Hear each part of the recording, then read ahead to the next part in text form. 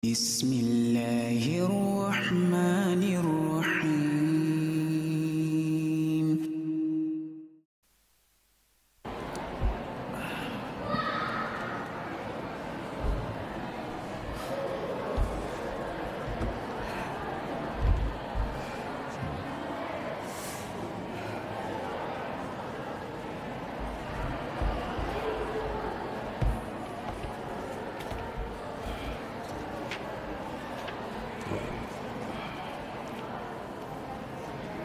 Waalaikumsalam.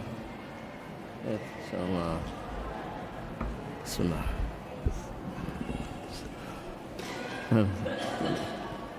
Assalamualaikum warahmatullahi wabarakatuh.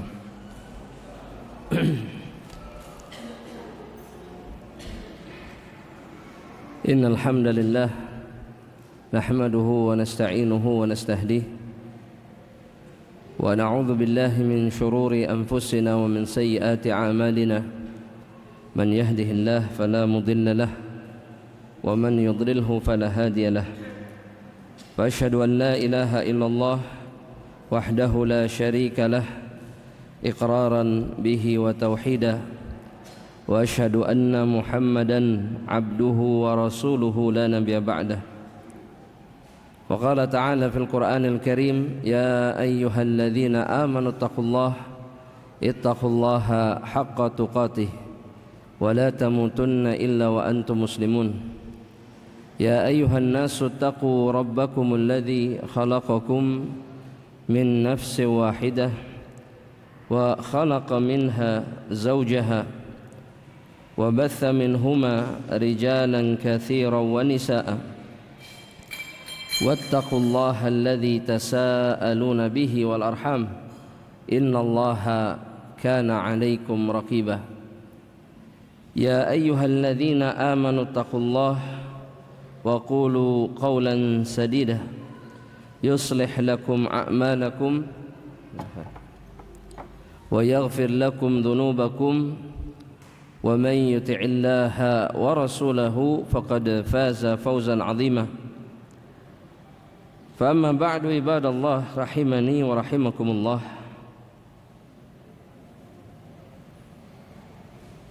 Segala puji bagi Allah subhanahu wa ta'ala kembali mengumpulkan kita dalam keadaan yang baik dan berada di dalam kebaikan.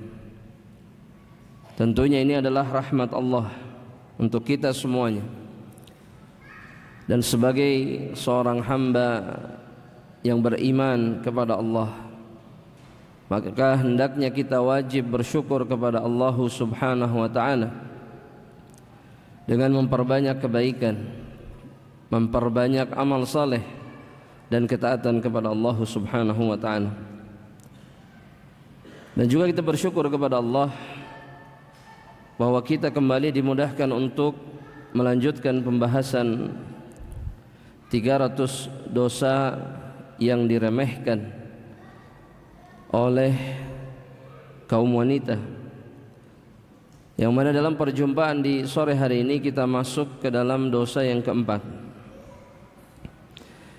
yang disebutkan oleh Syekh di dalam kitabnya, yang beliau berikan judul Idha'atul waqti fima la yanfa', menyia-nyiakan waktu untuk perkara-perkara yang tidak bermanfaat. Maka menyia-nyiakan waktu dalam perkara yang tidak mendatangkan manfaat bagi orang-orang yang beriman, itu diantara perbuatan dosa yang dilakukan oleh dirinya. Karena waktu itu adalah amanah yang diberikan oleh Allah subhanahu wa ta'ala. Waktu adalah amanah yang diberikan oleh Allah kepada setiap hamba Allah yang diperintahkan dan diwajibkan untuk beribadah kepada dirinya. Jika seseorang menginginkan modal untuk bisa bertakwa dan beribadah kepada Allah, maka modal yang diberikan oleh Allah itu adalah waktu yang diciptakan oleh Allah subhanahu wa ta'ala. Dan kemudian menyia-nyiakan waktu itu adalah perbuatan menyia-nyiakan nikmat Allah Rabbul Alamin. Makanya Allah menjadikan waktu sebagai tanda baik atau tidaknya seorang hamba Allah. Jadi ketika seorang hamba Allah memanfaatkan waktu dengan baik, maka itu menjadi tanda baiknya keislaman yang dia miliki, dan jika dia menyia-nyiakannya, maka itu menjadi tanda keburukan keislaman yang dia miliki. Maka Rasulullah sallallahu alaihi wasallam bersabda di dalam sebuah hadis yang diriwayatkan oleh Imam At-Tirmidzi. Rasulullah SAW bersabda dalam sebuah hadis yang diriwayatkan oleh Imam At-Tirmidzi, di mana Rasulullah sallallahu alaihi wasallam mengatakan, min husni islamil mar'i tarkuhu ma la ya'ni. Di antara tanda baiknya keislaman seseorang adalah ketika dia meninggalkan perkara-perkara yang tidak bermanfaat bagi dirinya. Karena dengan itu, dengan dia melakukan atau dengan dia meninggalkan perkara yang tidak bermanfaat, artinya dia memanfaatkan waktu untuk kebaikan dan ketaatan kepada Allah Subhanahu wa taala. Asy-Syaikh di dalam kitabnya mengatakan, libayan ahammiyatil waqti waz zaman, untuk menjelaskan, kata beliau, menjelaskan pentingnya waktu dan zaman, najidu anna Allah ta'ala yuqsimu bihi, kita menemukan Allah Subhanahu wa ta'ala bersumpah dengan waktu. Wa dzalika libayani fadlihi wa syarafihi, dan ketika Allah Subhanahu wa ta'ala bersumpah dengan waktu, semata-mata itu untuk menjelaskan betapa waktu itu utama dan mulia di dalam Islam. Sampai-sampai Allah bersumpah dengan makhluknya yang disebut dengan waktu. Dan para ulama mengatakan bahwa ketika Allah bersumpah dengan makhluknya, ya, dan kita menemukan di dalam Al-Quran banyak sumpah yang Allah ucapkan di dalam firman-Nya dan bersumpah dengan makhluk yang diciptakannya. Maka kata para ulama, itu menunjukkan ta'zim makanati al-makhluk, itu menunjukkan adanya pengagungan dari Allah akan kedudukan makhluk tersebut di sisi Allah Subhanahu wa ta'ala. Jadi itu adalah perkara yang penting. Ketika Allah bersumpah dengan makhluknya, Allah sedang menunjukkan bahwa makhluk Allah yang dijadikan sumpah oleh Allah itu memiliki keagungan dan kedudukan yang besar. Maka Syekh menyebutkan beberapa contoh, seperti misalkan di dalam surat Al-Fajr ayat pertama dan ayat yang kedua, di mana Allah Subhanahu wa ta'ala bersumpah, wal fajri, demi waktu fajar, demi waktu subuh. Satu ayat ini saja sudah menunjukkan keagungan waktu subuh di sisi Allah Subhanahu wa ta'ala. Itu sebabnya di antara waktu salat yang paling agung dan yang paling penuh keberkahan itu adalah waktu subuh. Karena Allah sampai bersumpah dengan waktu tersebut. Walayalin ashar, dan Allah pun bersumpah dengan 10 malam, yang dimaksud dengan 10 malam ini adalah 10 malam atau 10 hari di awal bulan Dzulhijjah. Allah bersumpah dengan waktu juga, 10 hari pertama, 10 malam pertama di bulan Dzulhijjah. Ataupun dalam ayat yang lainnya, dalam surat yang lainnya, surat Al-Lail ayat yang pertama dan ayat yang kedua, Allah juga berfirman dan bersumpah dengan waktu. Allah mengatakan dalam ayat yang pertama, apa yang dikatakan oleh Allah? Surat Al-Lail juz ke-30. Wal laili idza yaghsha, demi malam ketika dia menutup siang hari, wan nahari idza tajalla, dan demi siang hari yang menyingkap kegelapan malam. Maka waktu siang, waktu malam adalah waktu yang agung di sisi Allah Subhanahu wa taala, sehingga tidak boleh disia-siakan oleh seorang hamba Allah, dan tidak juga kemudian ditukar fungsinya oleh seorang hamba Allah Subhanahu wa taala. Allah jadikan malam di dalam Al-Qur'an untuk apa?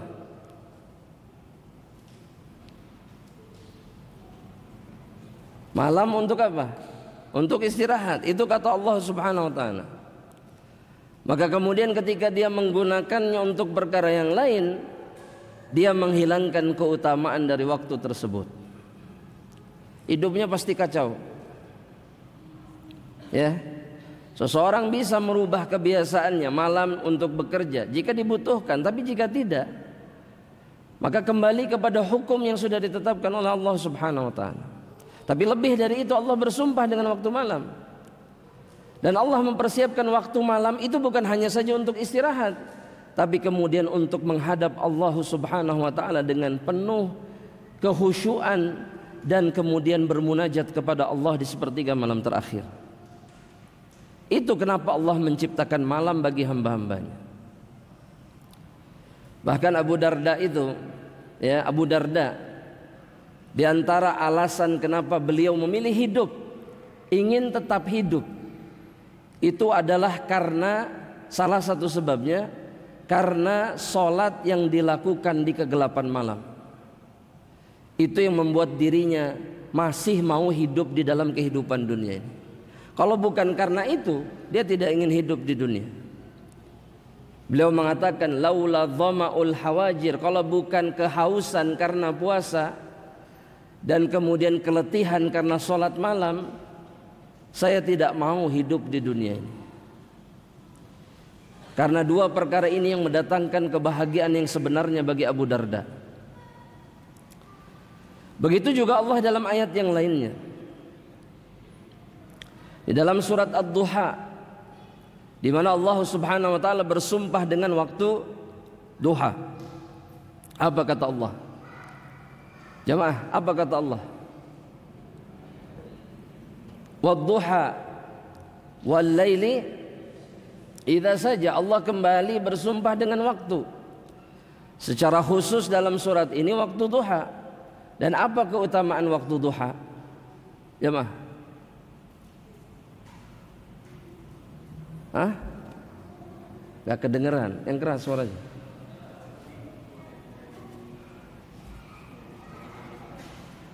Tercukupi kebutuhannya dari pagi sampai sore. Jika apa?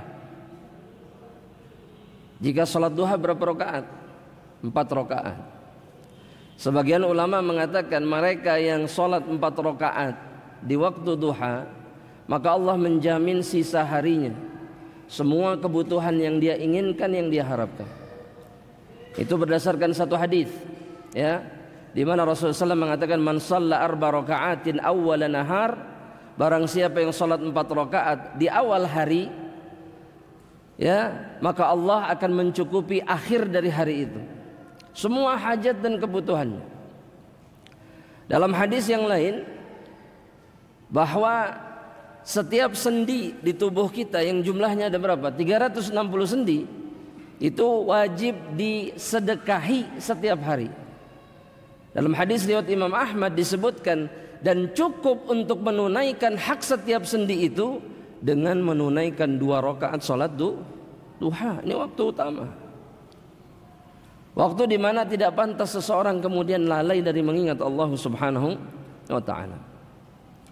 Belum lagi kalau kita sepakat dengan hadis yang mengatakan bahwa mereka yang duduk di masjid berzikir sampai waktu duha, kemudian sholat 2, maka dia berhak mendapatkan pahala apa? Haji dan kata Nabi, tamah, sempurna. Makanya Allah bersumpah dengan waktu itu. Dan beberapa ayat ini menunjukkan betapa pentingnya waktu di dalam Islam. Jangan mengajari, jangan menggurui orang Islam tentang waktu, itu semestinya. Karena orang Islam itu ya diperintahkan oleh Allah, dididik oleh Rasulullah SAW untuk menghormati, mengagungkan dan memanfaatkan waktunya sebaik. Iya. Cuman masalahnya orang Islamnya saja yang tidak mengamalkan. Itu aja masalahnya. Makanya sekarang orang Islam itu jadi contoh orang-orang yang tidak bisa menghargai waktu. Betul tidak? Dan orang-orang kafir yang dipuji, dan orang-orang kafir yang lebih memanfaatkan waktu dibandingkan orang Islam. Betul tidak ini jemaah? Jemaah? Betul.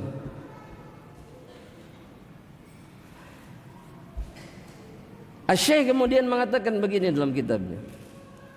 Wal waqt yatamayyazu, dan waktu di dalam Islam itu memiliki beberapa keunggulan. Yang pertama, dan kata beliau, ini tidak dimiliki, keutamaan ini tidak dimiliki oleh hal lain kecuali waktu. Ini yang dimiliki oleh waktu saja. Wahiyya, yang pertama kata beliau, annahu aghlama fil wujud, bahwa waktu itu adalah perkara yang paling mahal yang ada di alam semesta ini. Jadi kalau kita bicara sesuatu yang berharga di dunia ini, maka waktu yang paling berharga bagi orang yang beriman. Kalau kita diberikan perbandingan atau pilihan waktu, emas, materi, keluarga dan seterusnya, maka waktu jauh lebih berharga dibandingkan semua itu. Beliau kemudian berdalil dengan sabda Rasulullah SAW, sebagaimana yang dikeluarkan oleh Imam Al-Bukhari dalam sahihnya dari sahabat Abdullah bin Abbas radhiyallahu taala anhuma, di mana Rasulullah sallallahu alaihi wasallam mengatakan, ni'matani maghbunun fihi ma katsirun minan nas. Dua nikmat yang banyak manusia itu lalai dan tertipu di dalamnya, yakni tertipu dari melakukan yang semestinya. Dan dua kenikmatan ini sering disia-siakan oleh kebanyakan orang. Maka Nabi Muhammad SAW mengatakan, yang pertama apa? As-sihhah. Yang pertama itu kesehatan. Dan hampir setiap dari kita baru memikirkan kesehatan kalau sudah sakit. Betul? Kalau sudah kebanyakan gorengan dan saudara-saudaranya, kolesterol naik, pusing terus menerus, asam urat kambuh, baru olahraga dan menjaga kesehatan. Kenapa enggak ketika sedang sehat, kemudian kesehatan itu dimanfaatkan dan dijaga sebaik mungkin? Yang kedua apa? Al-farah, waktu kosong. Dan yang kedua ini yang lebih berharga melebihi kesehatan. Kenapa? Karena kesehatan ketika dia pergi, dia mungkin kembali. Tapi tidak dengan yang namanya waktu. Waktu itu ketika pergi, maka dia tidak akan pernah kembali lagi selamanya. Makanya Al-Hasan Al-Basri rahimahullahu ta'ala mengatakan kepada kaum muslimin pada saat itu, innama antal ayyam, wahai hamba Allah, sesungguhnya engkau itu seperti hari-hari yang diciptakan oleh Allah. In dhahaba yaumun, jika pergi satu hari, zahaba ba'duka, maka telah pergi dari dirimu sebagian dari apa yang kau miliki. Itu hilang dan tidak akan pernah kembali. Jadi kalau boleh kita permisalkan, kalau pergi satu hari, maka terputuslah satu bagian dari tubuh kita. Sama seperti hari. Tidak ada yang kemudian kembali dan menyambung, tidak ada. Tapi ketika sudah pergi, maka dia akan pergi selamanya. Makanya orang-orang yang saleh dan beriman, bertakwa kepada Allah, tidak pernah mereka menyia-nyiakan waktu. Bahkan sampai ada istilah di kalangan mereka itu bakhilun, mereka itu orang-orang pelit kalau berbicara tentang waktu. Itu bedanya mereka sama kita. Kalau mereka itu pelit dalam masalah waktu, gak mau membagikannya begitu saja tanpa ada manfaat. Kalau kita, kalau kita membagikannya, tenang, kesegel. Kita membagikannya diobral ya, cuma-cuma, disia-siakan, dihambur-hamburkan di semua tempat dan tidak mendatangkan manfaat sedikit pun. Adapun kita kemudian bakhil dengan harta. Orang-orang soleh sebelum kita, mereka tidak pernah bakhil dengan kenikmatan yang diberikan oleh Allah Subhanahu wa taala kepada mereka. Makanya beda, hasilnya beda, kelakuannya beda. Ya. Kemudian yang kedua kata Syekh, kullu lahzatin tamurru, setiap momen yang berlalu dari waktu itu, tudnika min ajalika wa tub'iduka an amalika. Waktu yang berlalu itu mendekatkan dirimu dari ajalmu dan menjauhkan dirimu dari angan-angan atau cita-cita yang engkau kejar. Dan ini wallahi adalah kalimat yang sangat benar.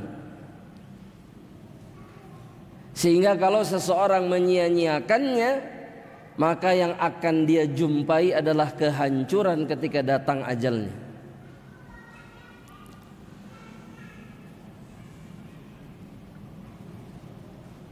Yaqulu Al-Hasan Al-Basri, kata Syekh, ya bena Adam, wahai anak Adam, i'lam annaka ayyamun ma'dudah, ketahuilah bahwa engkau itu seperti hari-hari yang bisa dihitung. Fa idza marra yaumun marra juz'un minka, jika lewat satu hari maka hilanglah satu bagian darimu. Wa idzal juz'u wa idza marral juz'u fayasmurul kull wa anta ta'lam fa'man. Kata Al-Hasan Al-Basri, kemudian jika lewat satu hari darimu,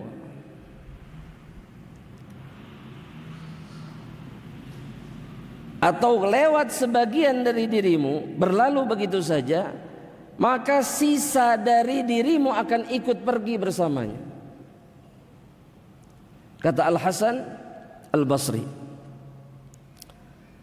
wa anta ta'lam fa'mal.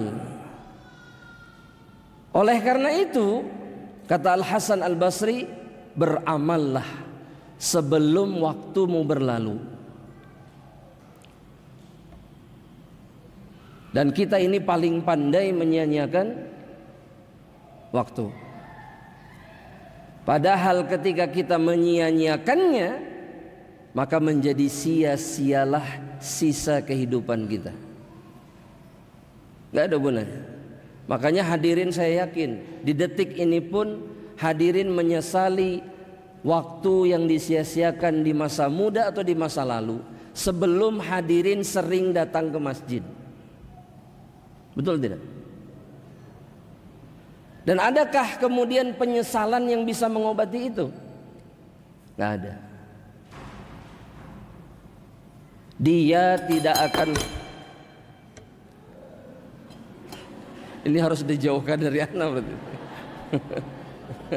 Apa?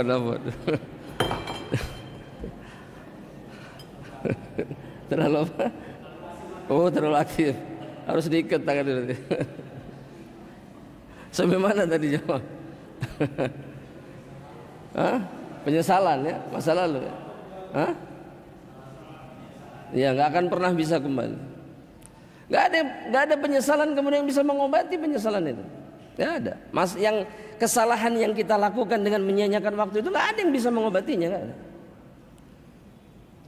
Yang bisa kemudian kita lakukan hanya menyesal. Di situ kita tahu bahwa yang kita sia-siakan itu teramat sangat berharga. Makanya Allah Subhanahu wa taala betul-betul mengingatkan setiap hambanya untuk memanfaatkan apa yang diberikannya dari kenikmatan berupa apa? Berupa waktu yang diberikan di dalam kehidupan. Sudah. Dia hanya mendekatkan diri kita kepada ajal dan menjauhkan kita dari cita-cita. Sudah, khalas. Makanya di antara penyesalan terbesar nanti pada hari kiamat adalah ketika seseorang tidak menggunakan waktu yang diberikan oleh Allah Subhanahu wa taala. Ya, coba dulu. Coba waktu itu. Coba kemarin aku melakukan amal saleh, maka aku tidak akan pernah seperti ini. Yaqulu Ibnu Qudamah, kemudian Ibnu Qudamah mengatakan, wa'lam anna muddata hayatika mahdudah. Ketahuilah bahwa masa hidupmu itu terbatas. Wa anfasuka ma'dudah, dan hembusan nafasmu itu bisa dihitung. Fa kullu nafasin yanqusu juz'un minka, yanqusu bihi juz'un minka. Dan setiap nafas yang engkau hembuskan wahai hamba Allah itu mengurangi dirimu, artinya mengurangi bagian yang ada pada dirimu. Karena dengan berlalunya nafas-nafas itu berlalu pula kesempatan yang diberikan oleh Allah Subhanahu wa taala.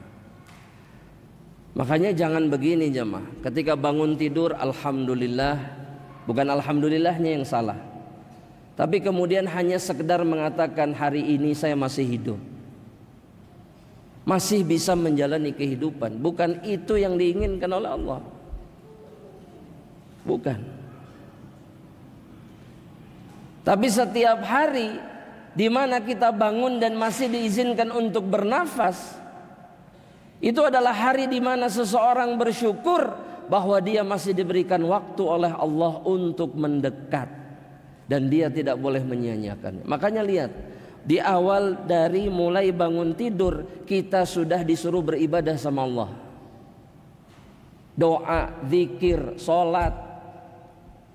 Dan kemudian setelah sholat subuh tidak boleh tidur, tapi berzikir kepada Allah Subhanahu wa taala, agar tidak menjadi sia-sia kehidupan yang diberikan dan waktu yang diberikan oleh Allah. Dan sadar tidak sadar, ketika seseorang memanfaatkan waktu, khususnya waktu awal harinya dengan kebaikan, maka sisa harinya dipermudah dan dipenuhi dengan kebaikan dari Allah Subhanahu wa taala. Ya. Betul tidak ini jemaah? Terasa enggak? Dan itu sudah dikabarkan oleh Rasulullah SAW. Bahwa mereka yang bangun pagi, bahkan bangun sebelum sholat subuh, itu mereka bangun dalam keadaan apa? Thayyibun nafs, jiwanya baik dan penuh semangat untuk beribadah kepada Allah Subhanahu wa taala. Maka jangan sia-siakan waktu yang diberikan oleh Allah. Wa sadaqal qail, dan benarlah kata Syekh, seorang penyair yang mengatakan, inna la nafrahu bil ayyami naqta'uha wa kullu yawmin madha yudni minal ajali. Kata seorang penyair ini bahwa kita ini bergembira dengan hari-hari yang dilalui. Kita sering bergembira dengan hari-hari yang berlalu. Dan kemudian dia mengatakan wa kullu yaumin madha, dan setiap hari yang berlalu yudni minal ajali, dia mendekatkan kita kepada ajal. Maksud penyair ini, padahal setiap hari yang berlalu dari kita sejatinya hanya mendekatkan kita kepada kematian kita. Lantas buat apa kemudian kita bergembira dengan hari-hari yang telah berlalu? Seperti sebagian orang yang masih sibuk sampai detik ini dengan merayakan hari apa? Padahal semakin dekat ajalnya, apa yang harus dirayakan? Ya mah, sudah hari-hari itu berlalu mendekatkan dirimu kepada kematian. Lantas apa yang mau dirayakan?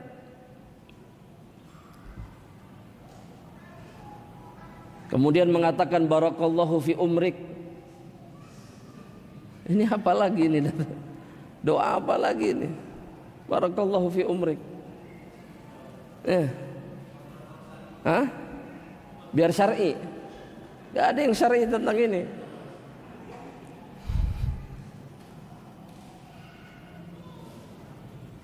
Dan bagi mereka yang beriman, maka berlalunya waktu dan kemudian tidak termanfaatkan dengan semestinya hanya akan menimbulkan penyesalan dalam dirinya.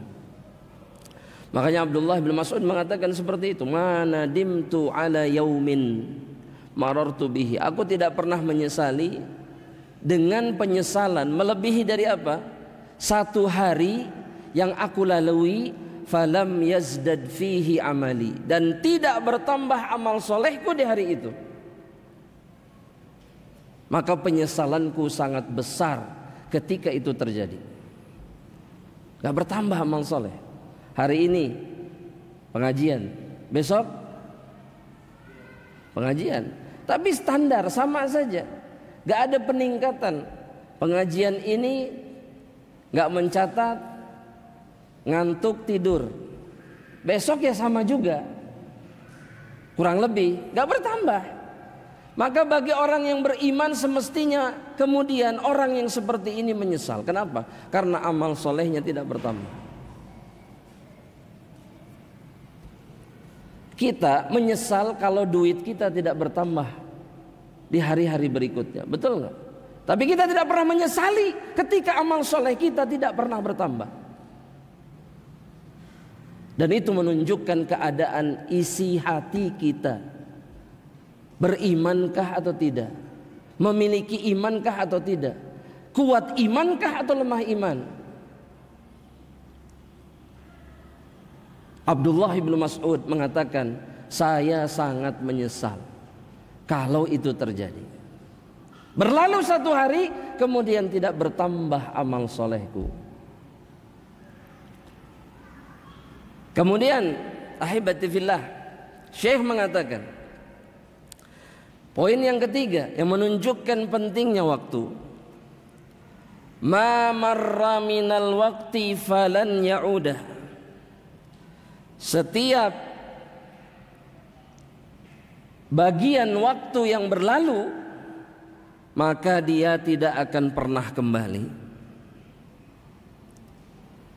Beliau mengatakan, fama min yaumin marra ala bni Adam illa qala lahu. Tidak ada satu hari pun yang dilewati oleh anak Adam, melainkan hari itu akan berkata kepada diri, ya bna Adam, inni yaumun jadid. Sesungguhnya aku adalah hari yang baru untuk dirimu. Wa ala ma ta'mal fiyya syahid. Dan aku yang akan menjadi saksi di hadapan Allah tentang apa yang engkau kerjakan ketika engkau berada pada diriku. Maksudnya ketika engkau berada di hari itu. Karena waktu akan menjadi saksi di sisi Allah. Dia adalah hujjah Allah bagi seorang hambanya. Zahabat anka lam arji, zahabtu anka lam arji ilaik. Kalau aku pergi darimu maka aku tidak akan pernah kembali. Faqaddim ma syi'ta tajidhu baina yadayk. Maka lakukan apa yang kau sukai. Maka ingat, setiap yang engkau kerjakan itu engkau akan dapatkan di hadapanmu kelak di hadapan Allah Subhanahu wa taala. Karena Allah Subhanahu wa taala akan memperlihatkan catatan amal seorang hamba dan kemudian mengatakan iqra kitabak. Baca kitabmu, baca. Di mana semua catatan perbuatan yang dilakukan oleh seorang hamba Allah itu bisa dibaca oleh pelakunya sendiri di hadapan Allah. Baca. Ini semua yang kau kerjakan, semua yang kau lakukan, semua waktu yang engkau sia-siakan itu tercatat dengan rapih, dicatat oleh para malaikat.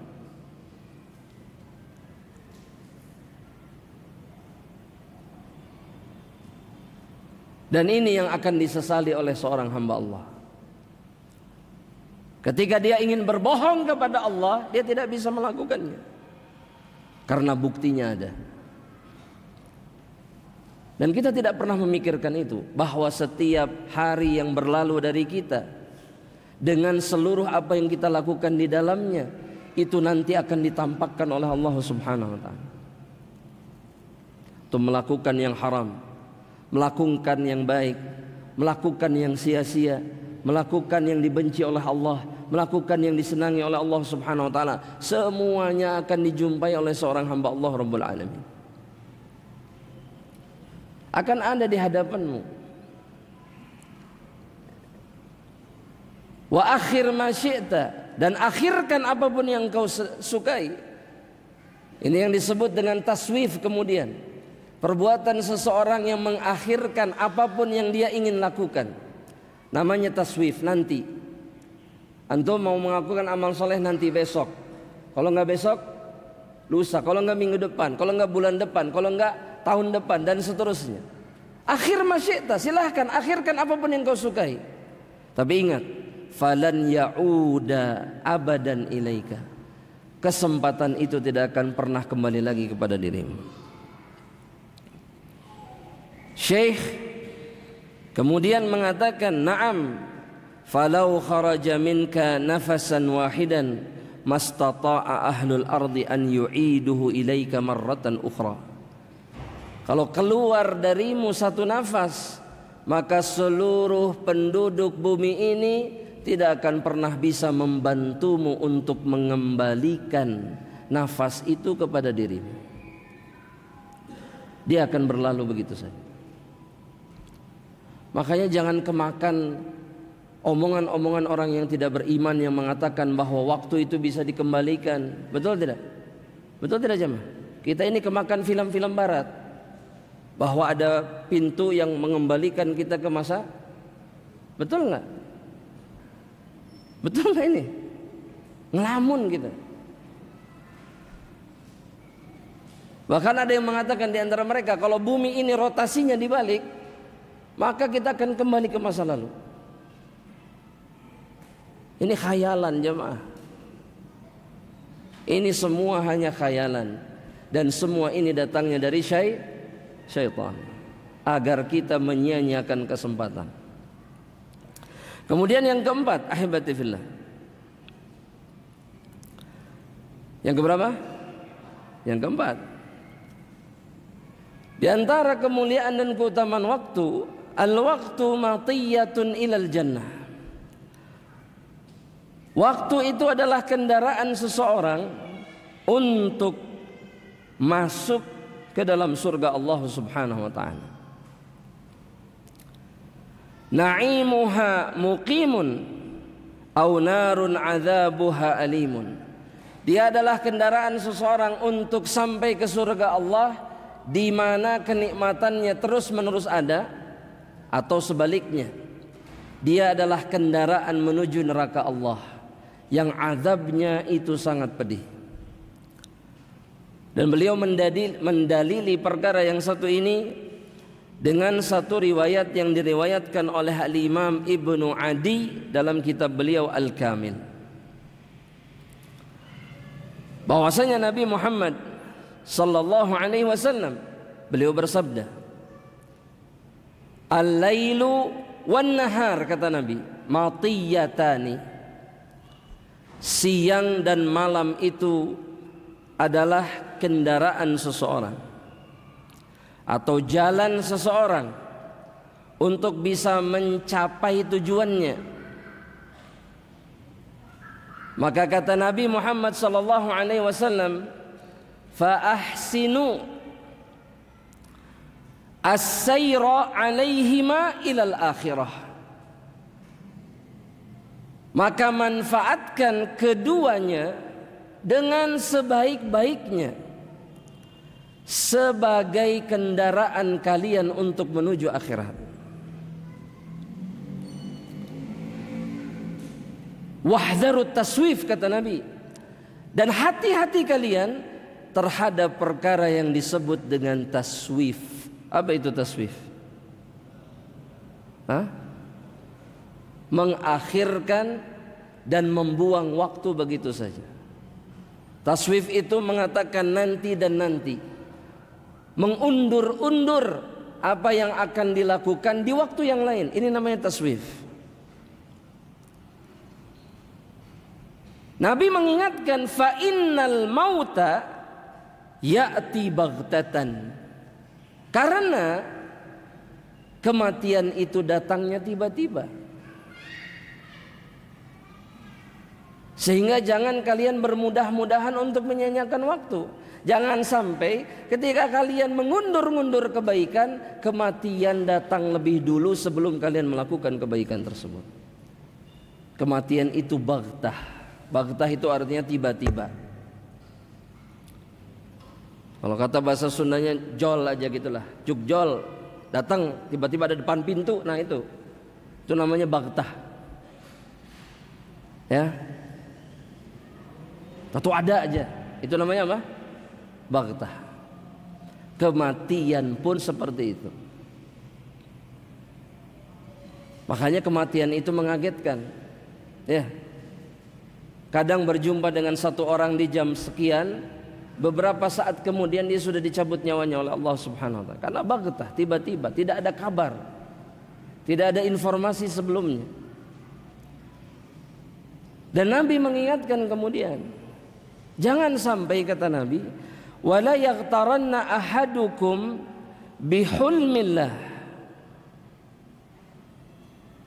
dan jangan salah seorang dari kalian itu tertipu dan terperdaya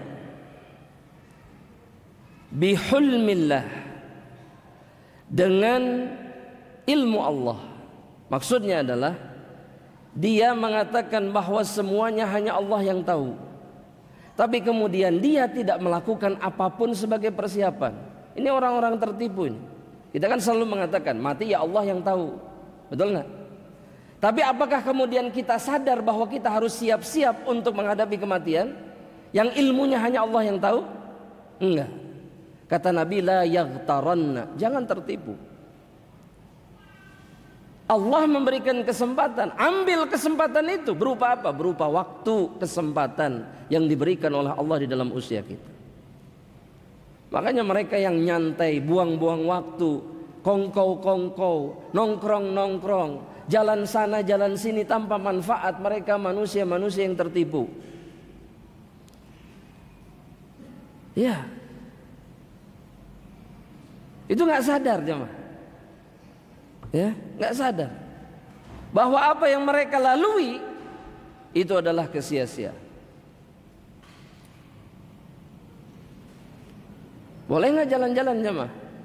Boleh, tapi yang berman dan penuh dengan ketaatan kepada Allah. Kata Nabi sallallahu alaihi wasallam, fa innal jannah wan nar, sesungguhnya surga dan neraka aqrabu ila ahadikum min syiraki na'lihi, itu jauh lebih dekat kepada salah seorang dari kalian dari tali sendal yang dipakainya. untuk menunjukkan betapa mudahnya seseorang itu kemudian masuk surga, dan begitu juga betapa mudahnya seseorang itu masuk ke dalam neraka Allah Subhanahu wa taala.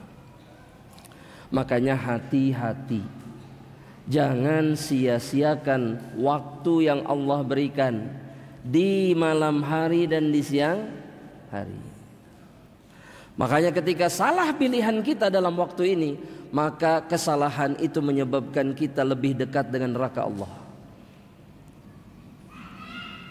Makanya memang di dunia ini jamaah tidak ada waktu istirahat bagi mereka yang menginginkan surga, nggak ada.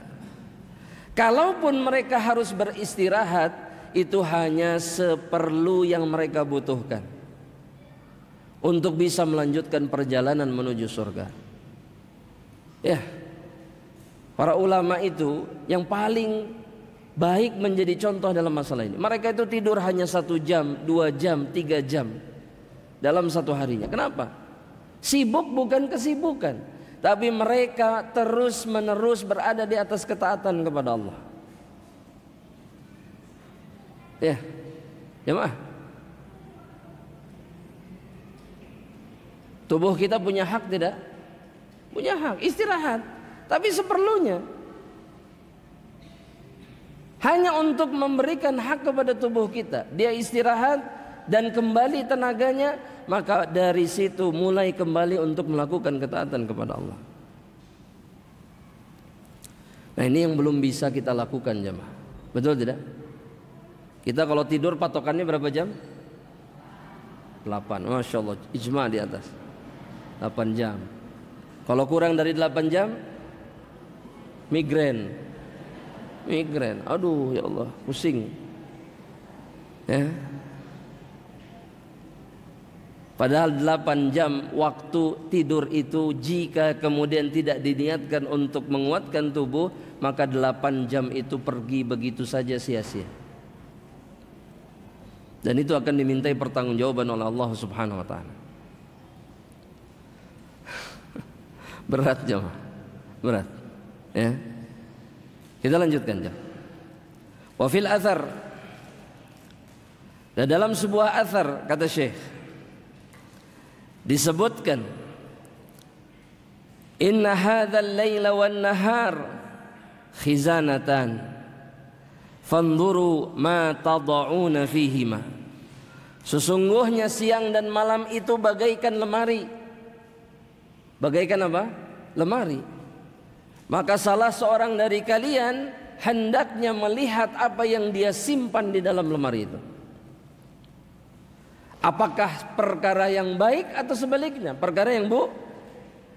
Karena pada hari kiamat kelak mereka akan membuka lemari ini dan menjumpai apa yang mereka simpan ketika mereka berada di dunia. Makanya pilihannya ada di tangan kita jamaah rahmatin Allah.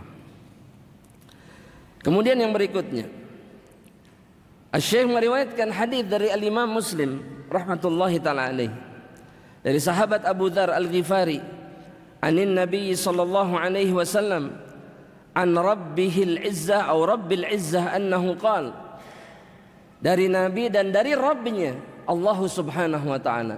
Dan ini hadis qudsi, di mana Allah Subhanahu wa taala mengatakan, ya ibadi, kata Allah, wahai hamba-hambaku,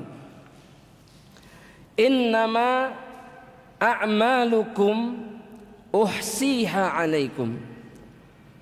Wahai hamba-hambaku, sesungguhnya amal-amal kalian itu akan aku hitung untuk kalian. Jadi Allah akan menghitungnya. Thumma uwaffikum iyaha, kemudian aku akan balas amalan itu dengan sebaik-baiknya balasan. Jadi tidak ada satupun di antara amal soleh seseorang itu yang luput dari perhitungan Allah. Sebagaimana kita biasanya perhitungan dalam urusan dunia, urusan uang, urusan materi, urusan kebaikan, interaksi di antara kita itu dihitung. Dia memperlakukan saya baik paling cuma sekali 2 kali, itu kita ingat. dia memperlakukan buruk saya, itu bisa kita hitung. Dan bahkan kita hitung setiap kali seseorang berbuat buruk kepada kita. Begitu juga dengan Allah. Setiap kebaikan yang kita lakukan dihitung oleh Allah. Dan Allah lah yang akan memberikan balasan terbaik. Kata Allah kemudian, faman wajada khairan, barang siapa yang menemukan kebaikan di dalam amalannya, falyahmadillah, maka dia hendaknya memuji Allah Subhanahu wa taala. Wa man wajada ghaira dzalika, dan barang siapa yang menemukan selain itu, yakni perbuatan buruk bukan perbuatan baik, fala yalumanna illa nafsah, jangan salahkan siapapun kecuali dirinya sendiri. Kenapa jemaah? Karena dia menyia-nyiakan kesempatan yang diberikan oleh Allah. Setiap keburukan yang dilakukan oleh seorang hamba Allah, itu semua karena dia menyia-nyiakan kesempatan dan waktu yang diberikan oleh Allah Subhanahu wa taala. Semestinya dia melakukan ketaatan kepada Allah, namun kemudian dia memilih untuk menyia-nyiakannya dengan berbuat maksiat kepada Allah Subhanahu wa taala. Dan itu faktanya. Dan pilihan ada di tangan kita masing-masing. Dan kita akhiri dengan perkataan penyair yang disebutkan oleh Syekh atau dikutip oleh Syekh di dalam kitabnya. Wa sadaqal qail, kata beliau, dan benarlah perkataan seorang penyair, haitsu qal, ketika dia mengatakan, innamad dunya ila jannatin ilal jannati wan nari tariqu, sesungguhnya dunia itu adalah jalan menuju surga dan neraka. Wal layali matjarun wal insanu wal ayyamu suqu, dan malam hari itu bagaikan tempat berniaga bagi seorang manusia, dan siang hari adalah pasarnya. yakni tempat di mana seseorang mengambil keuntungan. Malam itu seperti tempat dia berdagang, dan siang hari adalah tempat di mana dia kemudian berniaga di pasar. Dia berjual beli, mencari keuntungan sebanyak mungkin, dan itu adalah kesempatan yang diberikan oleh Allah Subhanahu wa taala. Di siang hari seseorang mencari ridha Allah. Begitu juga di malam hari dia mencari keutamaan dan keagungan yang dijanjikan oleh Allah Subhanahu wa taala. Dan di sini kita tahu bahwa orang-orang yang beriman hidupnya tidak pernah berhenti mencari kebaikan di jalan Allah Subhanahu wa taala. Lihat bagaimana Nabi dan para sahabatnya menghabiskan hari-hari mereka. Di siang hari sampai diistilahkan oleh para ulama, di siang hari mereka itu fursan, mereka itu seperti para mujahidin yang kuat, yang gagah berjuang di jalan Allah. Tapi di malam hari mereka itu ruhban. Di malam hari itu mereka seperti para pendeta, maksudnya para ahli ibadah yang menghabiskan malam-malam mereka dengan ibadah kepada Allah. Itu sebabnya kemudian kenapa mereka menjadi makhluk-makhluk yang diridhai oleh Allah Subhanahu wa taala. Ya, kalau kita di malam hari ibadah full, di siang harinya kita tumbang. Tapi tidak dengan mereka-mereka yang mencari surga Allah. Di malam hari mereka habis-habisan beribadah, di siang hari mereka berjuang di jalan Allah, membela agama Allah, mencari ridha Allah Subhanahu wa taala dengan amal saleh yang bisa mereka lakukan. Wallahu taala alam, ini yang bisa saya sampaikan insyaallah. Dan sebagai penutup, masyaallah. Sesuai tema paling bawah. Oh insyaallah, zain, masyaallah, syukran. Kita mulai dari pertanyaan pertama. Ustadz, pertanyaan ana sangat singkat, tapi faktanya tidak. Ada beberapa baris jemaah. Nah ini panjang. Apa yang harus ana dan suami lakukan dalam menghadapi perkataan orang tua atau mertua yang beranggapan kalau datang ke kajian itu adalah salah satu dari membuang-buang waktu. Maksudnya pergi kajian itu membuang-buang waktu. Syukran Ustaz. Jawabannya, perkataan seperti ini muncul dari seseorang yang belum tahu keutamaan majelis ilmu. Dan karena yang mengatakannya orang tua, maka berikan mereka udzur. Mereka mengatakan itu karena mereka belum tahu keutamaan dan nikmatnya hadir ke majelis ilmu. Makanya sekali-kali ajak orang tuanya untuk merasakan sendiri kenikmatan duduk di majelis ilmu. Yang kedua, apa yang harus dilakukan? Katakan kepada orang tua atau mertua bahwa di antara momen terbaik di dalam kehidupan seorang hamba Allah adalah ketika dia duduk di majelis ilmu. Dia dirahmati Allah, dia diberikan ketenangan oleh Allah, dinaungi oleh para malaikat, doa-doanya diijabah oleh Allah, dosa-dosanya diampuni oleh Allah. Demi Allah, kemungkinan terbesar orang tuanya tidak tahu bahwa itu yang didapatkan oleh mereka yang duduk di majelis ini. Dan kemudian jangan dimasukkan ke dalam hati, sakit hati, menikitu kasaya teh. Untung saya jadi benar sekarang ke majelis ilmu. Dulu ngaco nggak pernah ditegur, kan gitu. Sudah, jangan terbawa perasaan. Terbawa perasaan itu bukan sifat orang beriman. Orang beriman itu selalu menghapuskan sakit hati yang ada dalam hatinya dengan memaafkan apapun yang dilakukan oleh orang lain yang menyakitkan dirinya. Khalas. Maka dia bahagia hidupnya. Orang yang paling senang itu orang beriman. Orang mau bilang A, mau bilang B, mau dicaci maki, tenang, santai, biarkan. Ana tidak akan menggunakan istilah anjing menggonggong kafilah berlalu, itu terlalu kasar. Karena saudara kita ini mohon maaf bukan anjing. Bukan. Mereka itu manusia, dan mereka itu manusia yang belum tahu kebaikan itu rasanya seperti apa. Ya, nggak usah pakai pepatah ini, nggak usah. Ya, ini pepatah ini bukan pada tempatnya untuk menghukumi orang, bukan. Ya. Mereka itu belum tahu saja. Kalau sudah tahu bisa jadi mereka lebih menikmati daripada kita. Betul nggak?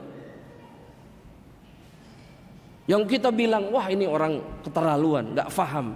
Kemudian hari dia yang lebih soleh dari kita. Kalau Allah berikan hidayah, makanya hati-hati. Jangan hukumi orang lain seakan-akan dia tidak mungkin mendapatkan hidayah. Apalagi jika orang tua yang kita hukumi seperti itu. Jangan. Justru doakan mereka, bimbing mereka, dan pegang tangan mereka untuk datang ke majelis ilmu. Bawa. Kalau mereka sudah duduk, mereka pasti akan merasakan ketenangan yang tidak mereka dapatkan di tempat lain. Ya, wallahu ta'ala. Jadi pertanyaannya tidak singkat, jawabannya pun agak panjang sedikit. Kita lanjutkan ya. Ustadz, apabila Anda harus memilih skala prioritas di antara menggunakan waktu untuk mengerjakan seluruh pekerjaan rumah atau belajar, manakah yang lebih utama? Kebetulan untuk saat ini biidznillah Anda bisa mempekerjakan asisten rumah tangga yang bisa menghandle sebagian pekerjaan rumah. Anda bisa punya sedikit lebih banyak waktu untuk belajar. Maka sebetulnya dua-duanya utama. Ya, dua-duanya utama. Kalau kemudian Allah permudah keadaannya, maka menuntut ilmu bisa menjadi lebih utama bagi seseorang. Kecuali suami menuntut dirinya untuk mengerjakan pekerjaan rumah, maka itu bisa jadi lebih utama bagi sang istri.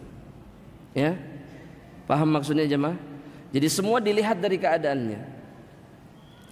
Dan bagi hamba Allah, baik laki-laki ataupun perempuan, ada masanya di mana tidak belajar itu lebih utama karena dia harus mengerjakan kewajiban yang lain. Iya. Seperti mencari nafkah misalkan, atau mengurusi orang tua misalkan. Ya. Atau melakukan kewajiban-kewajiban yang lain selain menuntut ilmu. Dan itu tidak dipermasalahkan dalam syariat ini. Tapi jangan sampai kemudian meninggalkan talabul ilmi secara sempurna, jangan. Ya. Dan keadaan seseorang berbeda-beda. Sebagai contohnya kata para ulama, seperti Uwais Al-Qarni, pilihannya untuk menjaga ibunya tidak disalahkan oleh Rasulullah SAW. Padahal dia bisa berjumpa dengan Rasul. Kenapa? Karena seluruh kaumnya itu mendatangi Rasulullah SAW. Dia tidak. Justru kemudian yang dipuji oleh Rasulullah SAW dan yang kemudian dimuliakan oleh Allah Subhanahu Wa Taala siapa? Uwais Al-Qarni.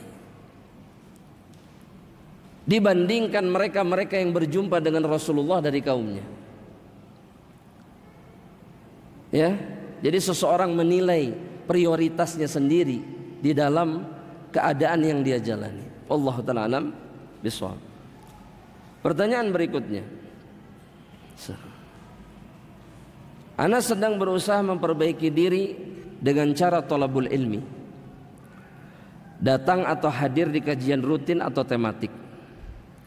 Ana ini manusia biasa yang masih sangat fakir. Ana suka sedih dan drop bila ana ada kesalahan sengaja atau tidak sengaja. Komentar suami, kajian kemana-mana tapi nggak berubah. Niatnya belum lurus, belum mampu untuk diaplikasikan, dan masih banyak kalimat-kalimat yang buat ana agak drop. Padahal suami ana juga sebagai penuntut ilmu. Tapi kenapa lisannya seperti itu? Mohon nasihatnya untuk ana Ustadz, agar ana bisa semangat terus dan istiqomah. Jazakallah khair. Yang pertama, jamaah rahmatillah,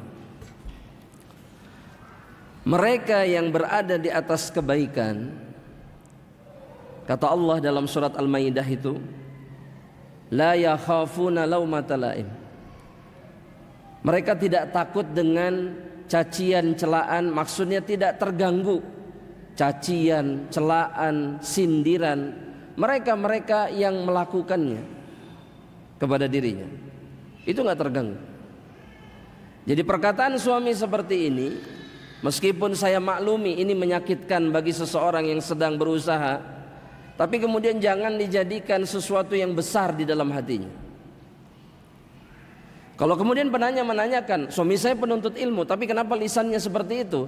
Berarti ilmunya tidak bermanfaat. Berarti nggak ada gunanya kemudian dia hadir di majelis ilmu. Itu tanda bahwa suaminya belum mengamalkan apa yang dia pelajari. Jelas ya? Maka ingatkan bahwa seseorang yang menuntut ilmu tidak pantas kemudian untuk menjatuhkan orang lain, apalagi istrinya yang juga sedang berusaha untuk menuntut ilmu.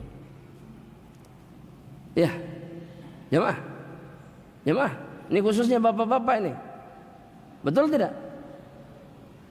Ingat bapak-bapak, bahwa seorang laki-laki itu tidak boleh keras, kasar, dan kemudian menyakiti istri-istri. Gak boleh. Ya. Kata Nabi apa? Rifqan bil qawarir. Hati-hati kalian, lembutlah kalian dengan istri-istri kalian yang seperti gelas-gelas kaca. Ya. Yang kalau jatuh, gelas kaca itu kalau jatuh apa? Pecah, sudah.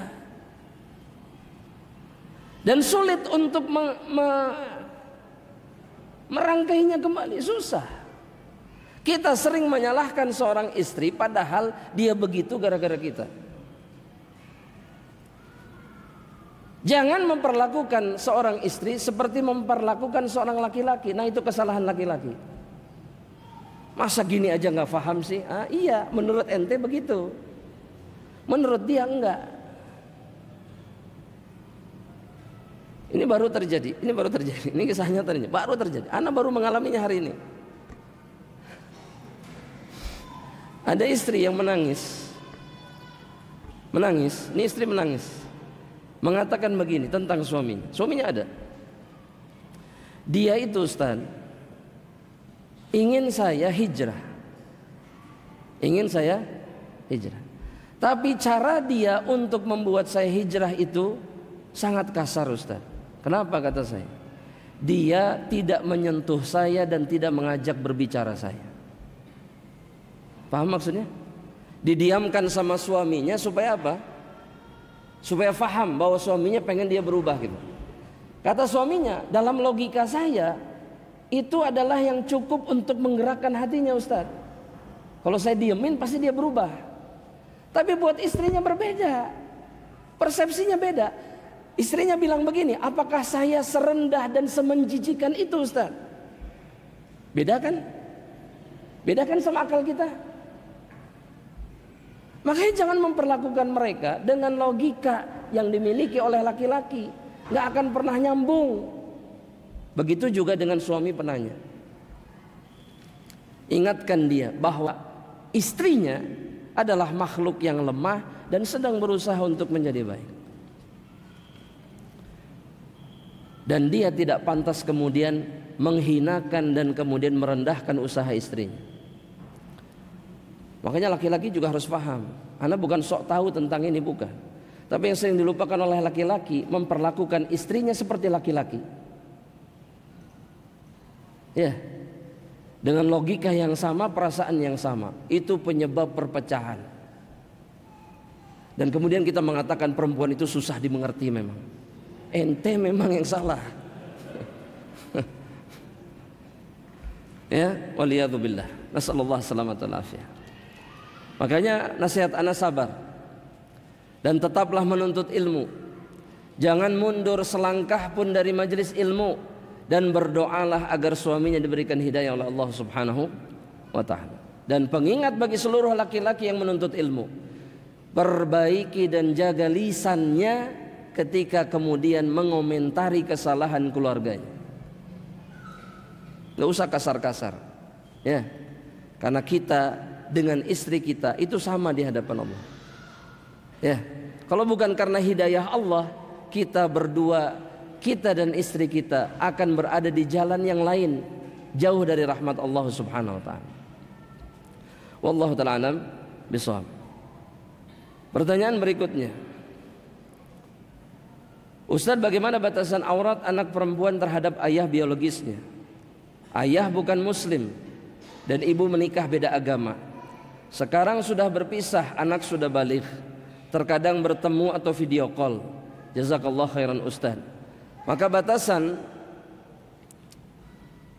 aurat anak perempuan, meskipun ayahnya bukan seorang muslim, tapi dia adalah ayah biologisnya, adalah seperti yang sudah ditetapkan oleh Allah Subhanahu wa taala. Yang boleh terlihat itu adalah tempat-tempat di mana biasanya seorang wanita menyimpan perhiasannya. Leher, pergelangan tangan, kemudian betisnya. Lebih dari itu, ayah kandung, ayah biologis atau ayah yang muslim sekalipun itu tidak boleh melihat lebih dari itu. Hukumnya haram. Makanya ketika ada anak perempuan di rumahnya, di hadapan ayahnya dan dia sudah balik, bercelana pendek, berbaju minimalis, itu hukumnya haram. Tidak boleh. Karena dia sedang menyingkap auratnya di hadapan siapa? Ayahnya. Ayahnya tidak halal untuk melihat itu. Begitu juga dengan si anak, tidak boleh melihat aurat ayahnya. Apa yang ada di atas lututnya sampai pusar, gak boleh dilihat sama anaknya. Ya, dan semua itu untuk menjaga kebaikan jiwa dan syahwat si anak dan juga orang tua. Makanya banyak peristiwa yang tidak pantas untuk diceritakan, ya, antara ayah dengan anak perempuannya, keburukan yang sangat luar biasa. Itu semua bermula dari apa? Tidak menjaga aurat satu sama lain. Makanya mereka terjerumus ke dalam perbuatan keji. Ya. Dan ini pun berlaku ketika seorang ayah itu kafir. Ya. Yang tidak berlaku ketika ayah kita kafir itu, waliyadzubillah, adalah kita tidak saling mewarisi dan kemudian dia tidak berhak menjadi wali nikah. Titik. Sisanya dia adalah ayah biologis dan boleh bersentuhan, boleh berkholwat, boleh berduaan, melakukan safar bersama dan seterusnya. Wallahu ta'ala.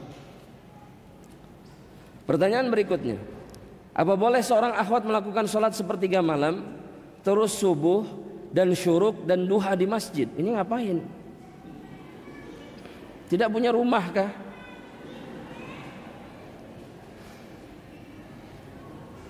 Jawabannya, kalau ditanyakan boleh, boleh jika diizinkan oleh wali atau suaminya. Tapi ingat, tempat yang lebih baik itu bukan di masjid, tapi di tempat yang paling dalam dan tertutup di dalam rumahnya. Itu yang dikatakan oleh Nabi Muhammad SAW kepada seorang sahabiah yang bertanya dan meminta izin untuk sholat di Masjid Nabawi. Dan bertanya, tempat yang lebih afdol di mana? Kata Rasul, fi qa'ri baitiki, di tempat yang paling dalam di rumahmu, itu yang terbaik. Jadi saran saya, dihindari lebih baik. Apalagi sepertiga malam terakhir, bukan bulan Ramadan lagi, jalan kaki sendirian ke masjid, masjid gelap. Ini saking santrinya jemaah. Kemudian yang kedua, apakah Allah menerima taubat hambanya karena dulu tidak memanfaatkan waktu? Allah mengampuni seluruh dosa jika seseorang bertaubat. Ya, maka jangan putus asa, bertaubat jika dulu kita sering dan suka menyia-nyiakan waktu yang diberikan oleh Allah Subhanahu wa taala. Pertanyaan berikutnya, apakah Anda berdosa bila ada perasaan senang atau bahagia di saat mendengar langsung dari suami bahwa beliau telah mentalak istrinya yang lain? Waduh, jujur, Anda ingin monogami daripada poligami. Gimana cara menjawabnya ya jemaah?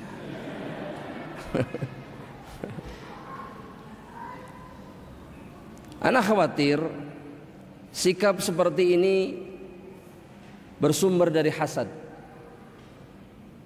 Ya. Jadi orang hasad itu suka ketika seseorang kehilangan kenikmatan yang diberikan oleh Allah. Maka saran ana, kalau itu pun terjadi tidak perlu bahagia. Ya. Kalau memang Allah takdirkan suami itu berpisah dengan istrinya yang lain, maka jangan kemudian berbahagia di atas penderitaan dan kesengsaraan yang lain. Itu lebih baik. Yang semestinya dilakukan apa? Berdoa sama Allah, bersyukur bahwa musibah itu tidak menimpa dirinya. Makanya ada doanya, betul? Ada doanya enggak? Apa doanya?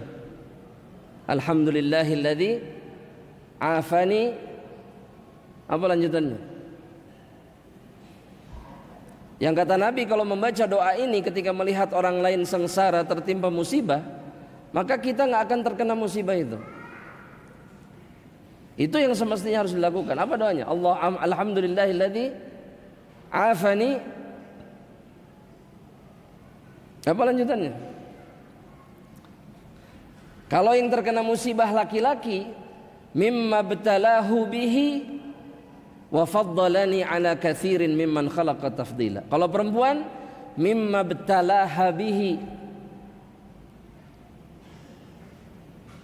Segala puji bagi Allah yang telah menyelamatkan diriku dari musibah yang ditimpakan oleh Allah kepada dirinya, dan telah memberikan keutamaan kepadaku di atas saudaraku yang lainnya. Ini yang semestinya dilakukan. Kenapa? Karena ketika suami menceraikan istrinya yang lain, istri yang lain bisa mengalami takdir dan kemungkinan yang sama.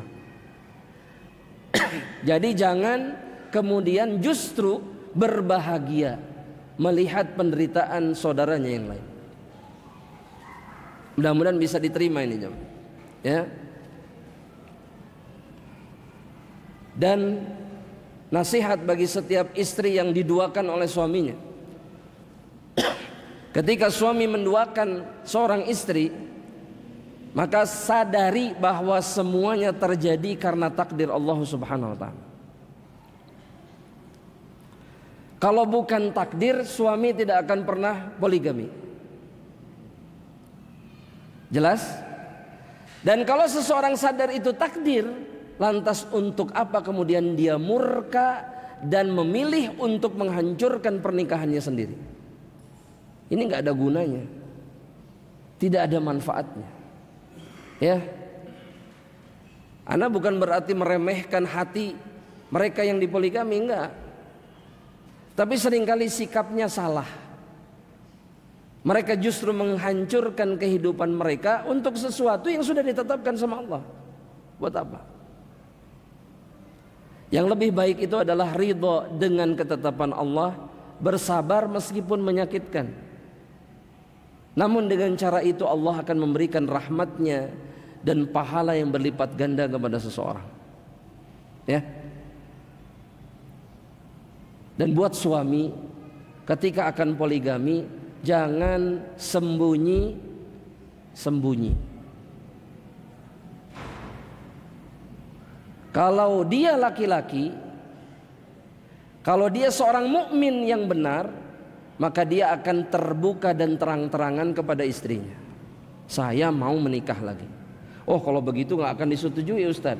Memang bukan untuk minta persetujuan, tapi untuk menjalankan tugas sebagai seorang laki-laki dan bertanggung jawab dan adil ketika dia akan poligami. Di antara bentuk keadilan kata para ulama apa? Ketika menikah dia mengatakannya kepada istri yang pertama. Itu adil. Dan istri yang kedua, pernikahannya tidak boleh sembunyi-sembunyi. Harus terbuka dan diumumkan. Itu baru adil. Mungkin nggak poligami dengan cara ini jemaah? Insya Allah. Yang di pojok sini ya, baju hitam. Pertanyaan yang terakhir jemaah rahmatullah.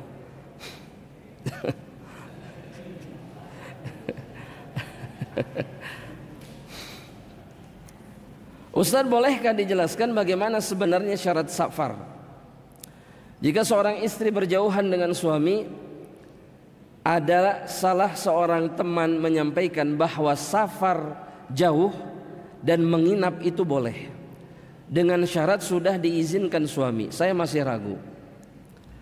Benarkah Ustaz? Jawabannya tidak benar. Karena kata Rasulullah SAW, la yahillu limra'atin tu'minu billahi wal yaumil akhir, tidak halal bagi seorang wanita yang beriman kepada Allah dan hari akhir untuk melakukan perjalanan safar sendirian, kata Rasulullah SAW. Gak halal. Yang membuatnya halal dan boleh itu ketika apa? Ketika dia ditemani oleh mahramnya. Jelas ya? Nah ini biasanya banyak orang yang kemudian mengatakan, Ustadz boleh aja kalau safarnya rame-rame, perempuan semuanya, rame-rame gitu.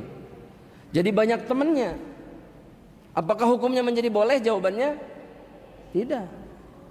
Karena setiap wanita yang pergi rame-rame itu, masing-masing dari mereka wajib ditemani mahram dalam Islam. Sehingga kalau mereka berangkat tanpa mahram, berdosa tidak? Berdosa. Jadi untuk apa safar tapi kemudian tidak mendapatkan kebaikan dari Allah Subhanahu wa taala? Ya. Dan bagi laki-laki, sisihkan waktu Anda untuk menemani istri ketika dia ingin safar. Ya, jangan begini, aduh habis sibuk, kamu berangkat aja sendirilah. Sana berangkat sendiri nggak apa-apa, saya izinkan. Dia menanggung dosa safar istrinya yang sendirian tanpa mahram. Dan dia akan bertanggung jawab nanti di hadapan Allah Subhanahu wa ta'ala. Wallahu ta'ala alam. Bisawab, ini yang bisa saya sampaikan ahibati fillah. Mudah-mudahan yang singkat ini bermanfaat insyaallah dan kemudian menyebabkan kita mendapatkan rahmat dan pengampunan Allah Subhanahu wa ta'ala. Kita akhiri perjumpaan kita dengan doa kafaratul majlis. Subhanakallahumma wa bihamdika asyhadu an la ilaha illa anta astaghfiruka wa atubu ilaik. Assalamualaikum warahmatullahi wabarakatuh.